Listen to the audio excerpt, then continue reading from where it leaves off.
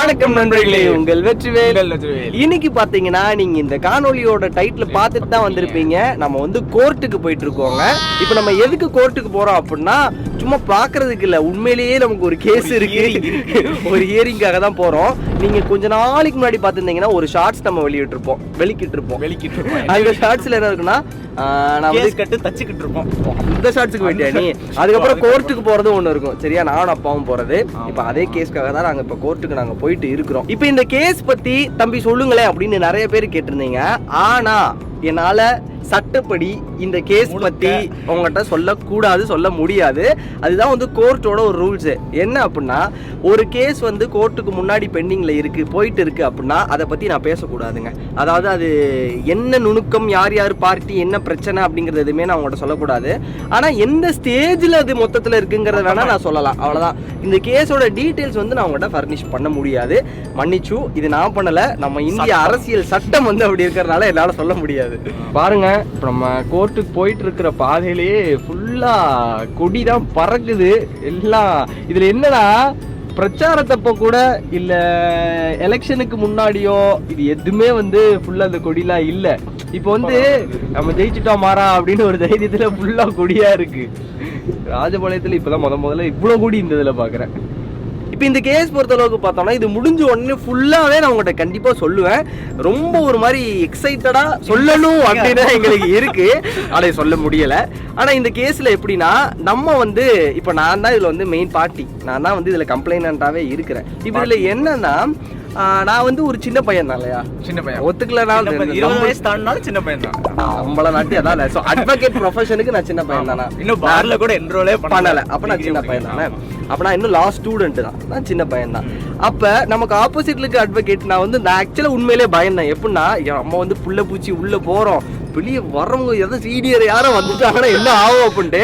ஆனா சரி நம்ம பக்கம் தான் நியாயம் இருக்கு, பயத்திலேயே மாதிரி இருந்தோம். ஆனா வந்து பரவாயில்ல, நமக்கு ஆப்போசிட்ல இருக்கிறவங்க வந்து இப்ப என்ரோல் பண்ண ஒரு அட்வொகேட் தான். அதனால நமக்கு அதை பார்த்தோன்னே, அவங்க என்ரோல்மெண்ட் இயரை பார்த்தோன்னே எனக்கு கொஞ்சம் வந்து பயம் கம்மியாயிடுச்சு.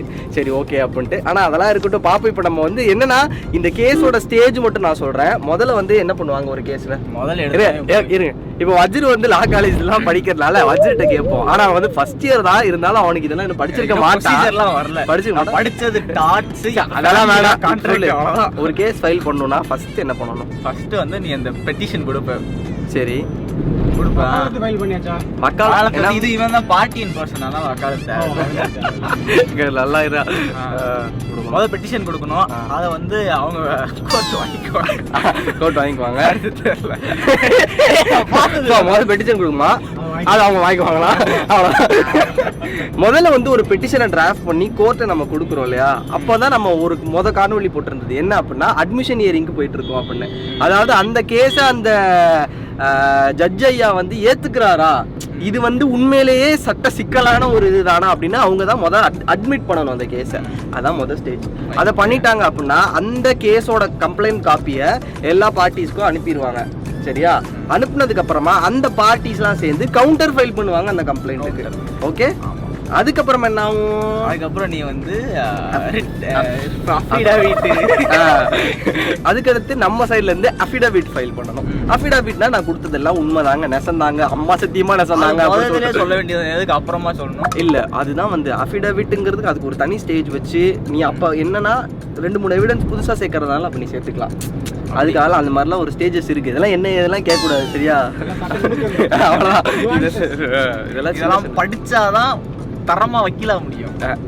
இதுல இன்னொரு விடயம் என்னன்னா, இதுதான் வந்து உண்மையிலேயே எனக்கு என் பேர்ல இருக்கிற ஒரு முதல் வழக்கு இல்லையா, நானா பதிவு பண்ண ஒரு முதல் வழக்கு என் பேர்ல இதுதான். அப்ப இது வந்து எனக்கு ஒரு மாதிரி ரொம்ப எக்ஸைட்டடா இருந்தேன். இந்த கேஸ்க்கு வந்து சரி இந்த கேஸ் நம்ம நடத்தணும் ரொம்ப எக்ஸைட்டடா இருந்தேன். அப்ப என்ன ஆச்சுன்னா, எப்பயுமே அட்வொகேட்ஸ் நம்ம வந்து படிக்கிறப்ப ப்ரொஃபஷனல் எத்திக்ஸ் அப்படின்னு சொல்லுவோம் சரிங்களா, அதுல நிறைய இருக்குங்க. தொழில் தர்மத்துல வந்து நிறைய இருக்கு. அது எங்களுக்கு அது ஒரு பாடமாவே இருக்கும். அதுல என்ன நாங்க படிப்போம் அப்படின்னா, ஒரு அட்வொகேட் இன்னொரு அட்வொகேட் யாரு, பிரதர்ஸ், உண்மையிலே பிரதர், ஃப்ரெட்டர்னிட்டி சரிங்களா, அதாவது சகோதரத்துவம் எல்லாமே வந்து ஒரு அண்ணன் தம்பி மாதிரி தான் பழகணும். இங்க அதே மாதிரி அக்கா தங்கச்சி மாதிரி தான் பழகணும். அடுத்தவங்க அடிச்சாலும் நம்ம மாதிரி அடிச்சுட்டு பின்னாடி போய் நம்ம வந்து எப்பயுமே ஒரு கூட்டா இருக்கணும். கூட்டுனா கூட்டு சதி சொல்லல, ஒற்றுமையா இருக்கணும். அட்வொகேட் வந்து எல்லாரும் ஒற்றுமையா இருக்கணும் அப்படிங்கிறது என்னப்பா ப்ரொஃபஷனலிசம். அந்த ப்ரொஃபஷனலிசம் வந்து மெயின்டைன் பண்ணணும். அதுதான் வந்து இந்த அட்வொகேட்ல ஒரு முக்கியமானது. எனக்கு வந்து முதல்ல வந்து ஒரு மாதிரி ரொம்ப டிப்ரெஸ் ஆகி ரொம்ப டிசப்பாயிண்ட் ஆயிட்டேன் அப்படின்னு சொல்லலாம். ஏன் அப்படின்னா எனக்கு நல்லா ஞாபகம் இருக்கு, எனக்கு வந்து பரீட்சை இருந்தது. பரீட்சை இருக்கிறப்ப நான் வந்து கரெக்டாக காலேஜில் இருந்தேன். சரியா, எனக்கு அப்போ தான் மொதல் ஆப்போசிட் அட்வொகேட் வந்து எனக்கு ஃபோனே பண்ணுறாங்க. கால் பண்ணிட்டு என்ன சொல்கிறாங்கன்னா, நீங்கள் இப்போ வரணும், நான் வந்து உங்களுக்கு சில டாக்குமெண்ட் சர்வ் பண்ணணும் அப்படின்னு சொல்கிறாங்க. அட, நான் இதுக்கு முன்னாடி 2-3 ஹியரிங் நான் வந்து நீங்கள் வரவே இல்லை, சரி இன்னைக்கு ஃபைல் பண்ணுறாலும் எனக்கு நேற்றே ஒரு ஃபோன் பண்ணியிருக்கலாம் அப்படின்னா, அதெல்லாம் கிடையாது, இன்னைக்கு உங்களுக்கு ஹியரிங், இன்னைக்கு நீங்கள் வாங்க அப்படின்னாங்க. இல்லை நீங்கள் ஃபைல் பண்ணிட்டு போங்க, நான் கோர்ட்டில் நான் பேசிக்கிறேன். அதை இப்போ நீங்கள் ஹியரிங் வச்சுட்டு கோர்ட்டுக்கு வராமல் இருப்பீங்களா? அவர் கேட்கறதுக்கு நியாயம் தான். ஆனால் எனக்கு ஏன் எக்ஸ்கியூஸ், அதாவது 2-3 இதில் அவர் வரவே இல்லை, அவங்க யாருமே அப்பியரே ஆகலை. அப்போ நான் வந்து என்ன பண்ணுறேன், சரி இந்த ஒரு இதுக்கு எனக்கு பரீட்சை வேற இருக்கு, அதான் நான் ஜட்ஜா ஏட்ட சொல்கிறேன் எனக்கு பரீட்சை இருக்குது அப்படின்னு. அவர் என்ன சொல்கிறாரு, இல்லைப்பா அவர் ஃபைல் பண்ணலன்னா நான் எக்ஸ்பார்ட்டி பண்ணணும், அதனால நான் இந்த டேட் தான் போடணும் அப்படின்னு சொல்லிட்டாரு. அதனால வேற வழி இல்லாமல் நானும் காலேஜுக்கு போயிட்டேன். அது ஒரு சிக்கல் இருந்ததுங்க, அது ஒரு மனக்கசப்பு நடந்துச்சு. அதுக்கப்புறமா தான் நான் என்னோட சில ப்ரொஃபஸர்ஸ்ட்ட எங்கள் ஹெச்ஓடி மேம்லாம் கேட்டப்போ அவங்க சொன்னாங்க, இப்படி தான் இருக்குமா, ஏன் இப்படி பேசுகிறாங்க அப்படின்னு கேட்டப்போ சொன்னாங்க, அப்படிலாம் இல்லை, 1-2 பேர் இப்படி தான் இருப்பாங்க, ஆனால் மேக்ஸிமம் வந்து ரொம்ப அழகாகவே பேசுவாங்க அப்படின்னு சொன்ன உடனே தான் ஒரு மாதிரி நம்பிக்கை இருந்துச்சு. இதை நான் எதுக்கு சொல்கிறேன் அப்படின்னா, இது எதுவுமே பார்த்து நீங்களுமே யாருமே வந்து இந்த ஒரு அட்வொகேட் ப்ரொஃபஷனுக்குள்ளே வர்றதுக்கு பயப்பட தேவையில்லை. சரிங்களா, இது வந்து ஒரு அழகான ப்ரொஃபஷ்னலான ஒரு விடயம்தான். உங்களுக்கு எவ்வளோக்கு எவ்வளோ மண்டையில் சரக்கு இருக்கோ அவ்வளோக்கு அவ்வளோ இங்கே வந்து நீங்கள் வளரலாம் அப்படிங்கிறதா இதில் உண்மையானதே. சரிங்களா, நீங்கள் நல்லா ஒர்க் பண்ணுறீங்க, நல்ல உழைப்பு பயங்கரமாக உள்ள போடுறீங்க அப்படின்னா கண்டிப்பாக அதுக்கு ஏற்ற வந்து ஒரு வளர்ச்சி வந்து இந்த அட்வொகேசியில் கிடைக்கும். அண்ணே இங்கேயே கோர்ட்டு போடுறாப்புல, கோர்ட்டுக்குள்ளே வந்து வீடியோ எடுக்கக்கூடாதான். இது வந்து கோர்ட்டோட சட்டம் என்னன்னா, கோர்ட்டுக்குள்ளே வந்து வீடியோ எடுக்கக்கூடாது. அதாவது கோர்ட்டுனா கோர்ட் ஹால் இல்லை, கோர்ட் வளாகத்துக்குள்ளேயே வந்து நம்ம எந்த வீடியோஸ் எடுக்கக்கூடாது, அதான் வந்து லா. அதனால் அதை மதித்து நம்ம வந்து வெளியவே 1/2 கிலோமீட்டர் வெளியே தள்ளி வெளியவே நம்ம கோர்ட்டு போட்டு ரெடி ஆகிட்டோம். ஏன்னா ஃபுல்லாக போட்டு உட்காந்தா ஒரு மாதிரி வேகுதுல, அதனால. ஆனால் என்ன தம்பி கோட்டு போட்டிருக்கீங்க, ஆனால் அட்வொகேட்ஸ் எல்லாமே இந்த படத்தில் வர்றப்ப இந்த மாதிரி பறக்க விட்டு பின்னாடி ஒரு கெவுன் வருவாங்களே, அந்த கெவுன் போடலாமான்னு கேட்டிங்கன்னா அது நான் போடக்கூடாதுங்க. அது யார் போடலான்னா, பார் கவுன்சிலில் என்ரோல் பண்ண அட்வொகேட்ஸ் மட்டும்தான் அதை போட முடியும்.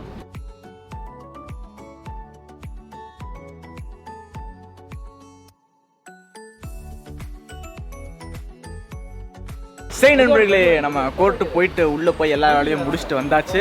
இப்போ இருக்கிறது வந்து டீ கடை. ஆனால் நம்ம குடிக்கிறது காஃபி. எனக்கு எங்கே போனாலும் எப்பயுமே வந்து காஃபி தாங்க குடிப்பேன். நம்ம டீ பாய், நம்ம காஃபி பாய். இந்த அப்பா வராங்க, நிறைய பேர் அப்பா எங்கள் அப்பாங்கன்னு கேட்டீங்க. கூடயே வந்து நம்ம டீ மட்டும் வாங்கலை, வயிறு பசிச்சு. காலையிலே சீக்கிரம் எழுப்பி கூட்டு வந்தனால எக்கு ரோல்னு பேரில் ஏதோ ஒன்று வச்சுருந்தாங்க, நல்லா தான் இருக்காண்ணா சாப்பிட. அப்படியே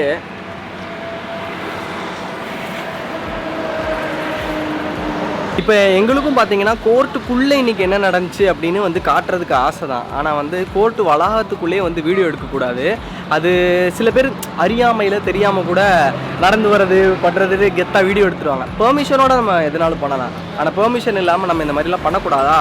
அதனால் நம்ம வந்து சட்டத்தை வந்து மதிவீரணும். அதனால் நம்ம வந்து கோர்ட்டுக்கு வெளியவே வந்துட்டு ஃபுல்லாகவே உங்கள்கிட்ட என்ன நடந்துச்சு அப்படின்னு நீங்கள் பேசிகிட்டு இருக்கிறோம். இன்றைக்கி ஒன்றும் நடக்கலைங்க. இன்றைக்கி ஆப்போசிட் சைடில் வந்து அவங்க ப்ரூஃப் அஃபிடவிட் சப்மிட் பண்ண வேண்டியது, அவங்க இந்த டைமும் வந்து அதுக்கு வாய்தா வாங்கிட்டாங்க. அடுத்த வாரம் நமக்கு ஹியரிங் இருக்குது. அடுத்த வாரம் இதே மாதிரி வந்துட்டு போனால் நான் அடுத்த வாரம் அவங்க கொடுத்தே ஆகணும். கொடுக்கலாம் நான் கட்டுவேன். அது எப்படி அவங்க இல்லை கொடுத்துருவாங்க, அவங்க கொடுத்துருவாங்க. A few moments later. சரி நண்பர்களே, இப்போ பார்த்தீங்கன்னா நம்ம வீட்டுக்கு வந்தாச்சு. இதில் இன்னும் ஒரு சின்ன விடயம் என்ன அப்படின்னா, இந்த கேஸ் வந்து நான் மட்டும் தனிநபராக பாதிக்கப்பட்டு அதுக்காக போட்ட ஒரு வழக்கா அப்படின்னு கேட்டிங்கன்னா கிடையவே கிடையாதுங்க. முழுசாக என்னால் சொல்ல முடியாது, ஆனால் கொஞ்சோண்டு சொல்கிறேன். இந்த கேஸில் எனக்கு நட்டம் அப்படிங்கிறது எவ்வளோனா 20 ரூபா தான். இதை பற்றி நம்ம ஜட்ஜ்மெண்ட் வந்ததுக்கப்புறம் இன்னும் டீட்டெயில்டாக நம்ம பேசுவோம். 20 ரூபாய்க்கான கேஸ் தான் இது. ஆனால் இது 20 ரூபாய்க்கு உண்டான கேஸ் மட்டும் கிடையாது, இது ஒரு உரிமைக்கான ஒரு மக்கள் குரலாக ஒரு உரிமை. ஏன்னா இந்த கேஸை வச்சு அடுத்து நிறைய பேர் வந்து இதில் இப்படி ஒன்று இருக்கோ, இது நம்ம கேட்கலாமோ அப்படின்னு தெரியணுங்கிறதுக்காகவே போட்ட ஒரு வழக்கு தான் இது. நாங்கள் வந்து பயிற்சி எடுத்துகிட்டு இருக்கிறோம். சரிங்களா, ஏன்னா வந்து எப்படி வந்து ஒரு மெடிக்கல் ஸ்டூடெண்ட்டுக்கு வந்து ஒரு கேடவர் கொடுத்து அறுத்து விளையாட சொல்லுவாங்களோ, விளையாடல அப்படி சொல்ல வரல, அடுத்து பழக சொல்லுவாங்களோ, அந்த மாதிரி நமக்கு இங்க என்ன அப்படின்னா நம்ம சுத்தி நடக்கிற சில அநீதிகளை வந்து தட்டி கேட்கறதா நம்மளோட 17 வயசு தான் 18 ஆடணும். நானும் இதே மாதிரி எப்படா ஏதாச்சும் தப்பு பண்றாங்களான்னு பாத்துக்கிட்டு இல்ல நான் ஆல்ரெடி இப்ப பார்த்துட்டு தான் இருக்கேன். ஏதாவது தப்பு இருந்துச்சுன்னா ஒரு கேஸ போட்டு விடணும் அப்படின்னு. அதே மாதிரி இன்னும் ஒரு மாசம் தான் அடுத்து இவருக்கும் ஏதாவது ஒரு கேஸ் பார்க்கணும். அதனால ஏதாவது ஒரு அநீதி நடக்குது அப்படின்னா அங்க நம்ம குரல் அந்த இடத்துல ஒலிக்கணும். சரி நண்பர்களே, அவ்வளவுதான் இந்த காணொலி. மொத்தத்துல உங்களுக்கு பிடிச்சிருக்கும்னு நாங்க நம்புறோம். நம்ம இப்போ அடுத்த காணொலியில் சந்திக்கலாம். அதுவரையும் உங்களை வந்து விடைபெறுவது உங்கள் வெயில் ப்ரோஸ்.